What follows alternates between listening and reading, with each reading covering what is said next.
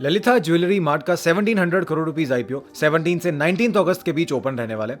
ये company basically retail jewellery के business में है, जिसमें ये अपने कस्टमर्स को अलग अलग रेंज के गोल्ड, सिल्वर और डायमंड ज्वेलरी प्रोडक्ट्स ऑफर करती है। फिलहाल ये टोटल 61 स्टोर्स ऑपरेट करते हैं और अपना एक सब्सटेंशियल रेवेन्यू सिर्फ गोल्ड ज्वेलरी से ही डिराइव करते हैं। अब इस आईपीओ से जुड़े कुछ पॉजिटिव पॉइंट्स को हाईलाइट करें तो पहला है इनका ग्रोथ ओरिएंटेड फोकस और encouraging future plans.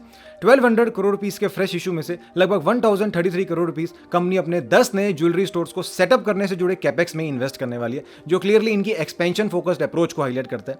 Than company की फाइनेंशियल परफॉर्मेंस भी ओवरऑल फेयरली डिसेंट कही जा सकती है। हेल्दी रिटर्न रेशियोज के साथ साथ पिछले कुछ सालों में इनके रेवेन्यूज और प्रॉफिट्स दोनों में एक अच्छी ग्रोथ देखने को मिली है। एंड लास्ट पॉजिटिव है इस आईपीओ की वैल्यूएशंस।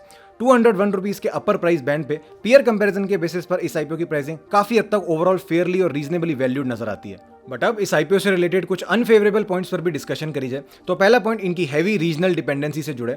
कंपनी के 100% स्टोर्स आज सिर्फ सदर्न इंडिया में सिचुएटेड है, जिससे इनकी ज्योग्राफिकल डाइवर्सिफिकेशन काफी लिमिटेड रह जाती है और किसी भी रीजनल स्लोडाउन का इंपैक्ट इनके बिजनेस पर रिलेटिवली ज्यादा पड़ सकता है। देन सेकंड कंसर्न है प्राइस वॉलेटिलिटी एक्सपोजर। ऐसा इसलिए क्योंकि गोल्ड प्राइसेस में होने वाली फ्लक्चुएशन से खुद को प्रोटेक्ट करने के लिए कंपनी यूजुअली कोई हेजिंग टेक्निक्स फॉलो नहीं करती, जैसे gold metal loans, forward contracts या ऑप्शंस।